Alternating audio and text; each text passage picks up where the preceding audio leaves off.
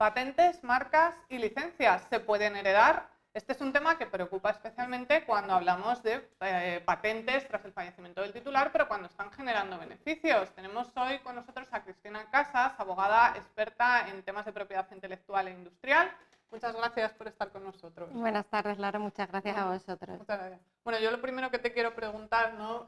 Por aclarar un poco el concepto, realmente, ¿qué entendemos por intangibles? Claro, la verdad es que puede resultar un poco confuso porque los intangibles al final son recursos, derechos que protegen bienes inmateriales, incorpóreos, es decir, no se pueden tocar, no es como un vehículo o una motocicleta.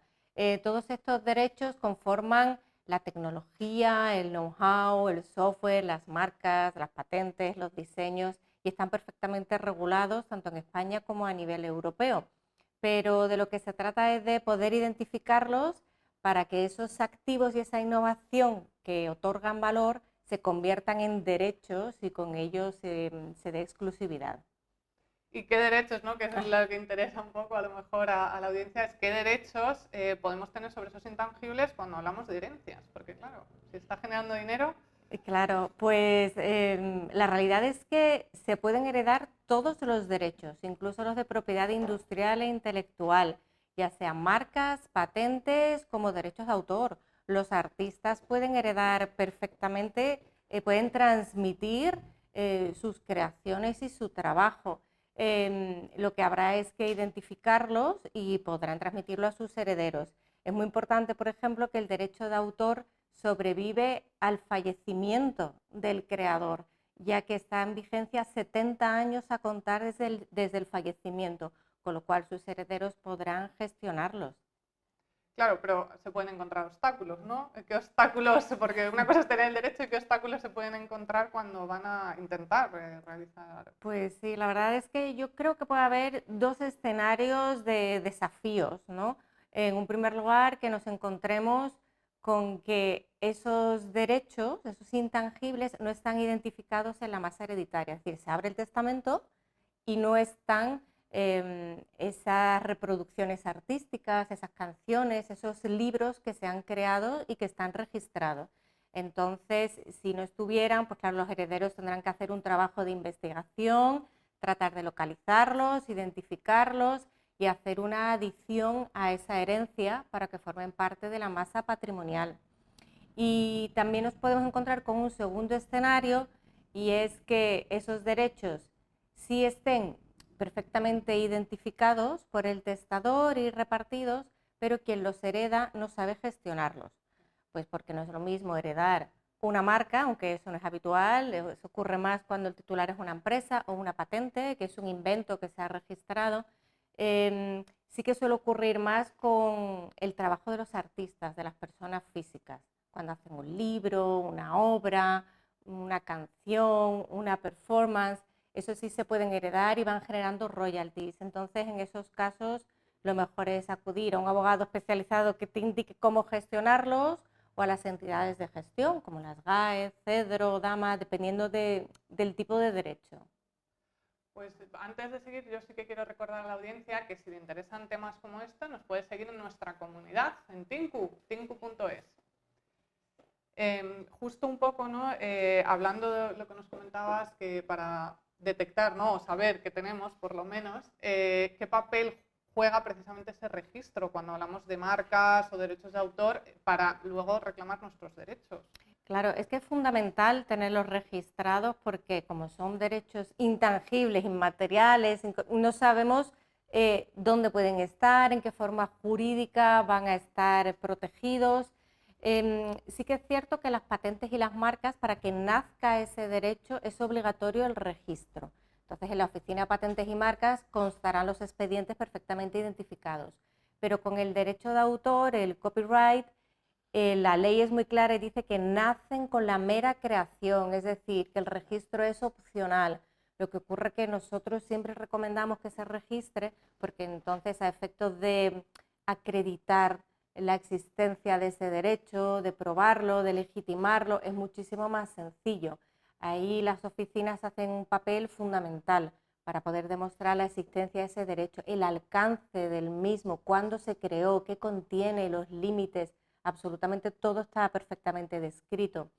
Y cuando se heredan cualquier tipo de intangible, al final en la oficina lo que se hace es transmitir la titularidad. Se transmite al heredero, que será ya, pasará su patrimonio, porque los intangibles son derechos patrimoniales y podrá empezar a gestionarlo de cualquier forma que considere, explotándolo directamente, licenciándolo a un tercero, vendiéndolo si prefiere no tener ese tipo de derecho. En ese caso, por ejemplo, hace un par de años salió la noticia de que Enrique Iglesias había vendido todo su patrimonio de fonografías e interpretaciones a una productora. Entonces será esa productora la que estará gestionándolo 70 años que empiezan a contar desde el fallecimiento del autor. Entonces se pueden hacer muchísimos actos jurídicos. Pues muy interesante, pero bueno, por seguir ahondando en estas estrategias, ¿no? En ayudar a la audiencia en este tema, además del registro, desde tu experiencia, ¿qué otras estrategias pueden hacer bueno, para proteger al final sus derechos en estos temas? Claro, yo creo que el registro es fundamental y hoy día tener una especie de inventario o albarán de qué tipo de creaciones se están haciendo. Es muy complicado porque, claro, no es lo mismo un inventor que hace una patente que es un aparato, una torre solar y durante muchos años está trabajando en un solo proyecto, que a lo mejor un artista que está componiendo canciones y compone muchísimas melodías y composiciones. Es muy difícil que las controle, pero es fundamental que las identifique.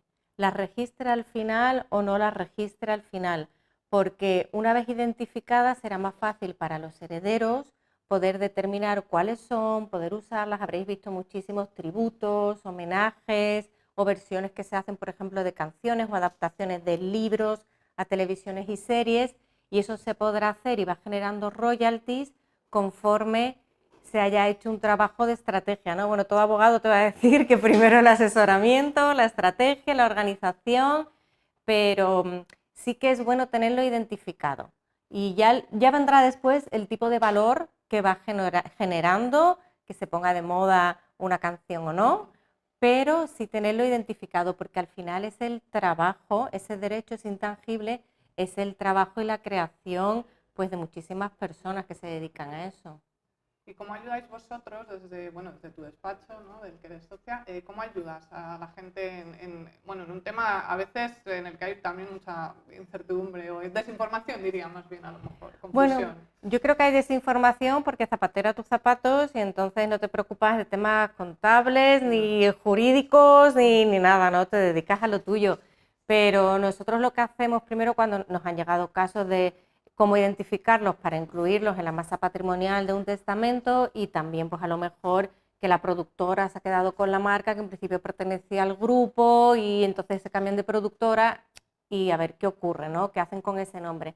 Entonces nosotros en primer lugar lo que hacemos es identificar qué intangibles tiene y sobre todo muchas veces formar, porque al final los artistas, ellos son su propia creación, ellos son su propia marca, ellos son su propia empresa y tienen que saber qué medios disponen para protegerse, para explotarlo y luego, por supuesto, para explotarlo más allá, porque como explicábamos, el derecho de autor sobrevive al propio autor. Entonces lo que tratamos es de hacerles como una especie de hoja de ruta, que en realidad se hace una vez, y a partir de ahí se continúa con el trabajo del día a día. Es decir, no es un trabajo que nosotros estemos acompañando continuamente, ¿no? Se revisa, se audita y poco más. Ya luego es continuarlo y ayudar sobre todo luego también a los herederos a que quede claro cómo es esa explotación, diferencia entre el derecho moral, el derecho patrimonial y todas las vicisitudes que pueden surgir. Sí. Muchas gracias, Cristina. Gracias a vosotros. Yo creo que ha quedado súper claro para nuestra audiencia. Muchas gracias por estar con nosotros. Por nuestra parte, te recordamos, ¿estabas al tanto de esta información? ¿Sabías que se podían heredar? Nos puedes dejar tus comentarios. Y vamos a ver más proyectos de Tinku.